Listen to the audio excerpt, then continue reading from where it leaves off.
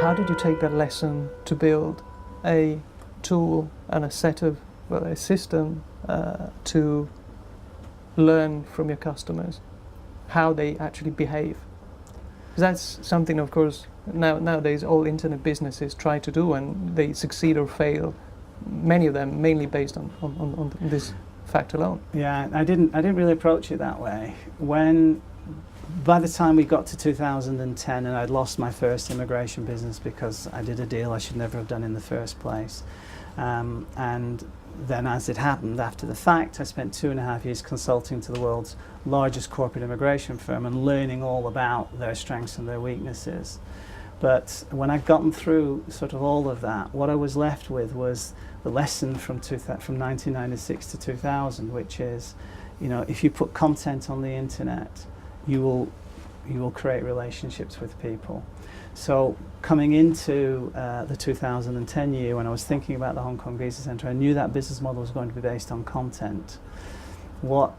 The main difference between 2000 and 2010 was the way that the internet had improved. You could now deliver, because of bandwidth and processing power and everything else, you could now deliver really feature-rich content. If you can deliver feature-rich content, that gives you a whole array of new things that you can do to deliver value to people, because people want to receive material in lots of different ways. People like to read stuff, they want to work with perhaps infographics, some like videos, some like podcasts.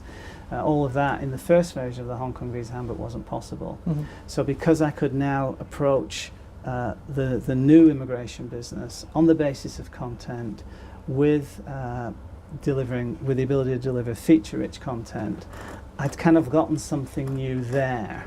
And at that point, it was a case of, what do I not know? I know about the psychology of the immigration customer, and I know the technical aspects of immigration, and I now know that we can go through a variety of different content development techniques, and we can produce content in different ways. I know all of that, but what do I not know?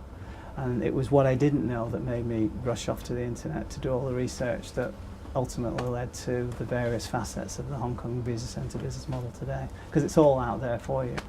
So it never ceases to amaze me, that the answers to all your questions are there. You just need to know what you're looking for. And at law school, they teach you two things. They teach you how to find stuff, and they teach you how to think.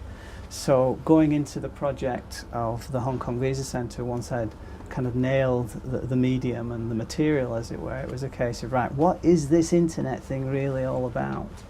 And what I discovered was so mind-bogglingly simple that I think it was inevitable we're going to sort of end up where we are today, really, all things considered.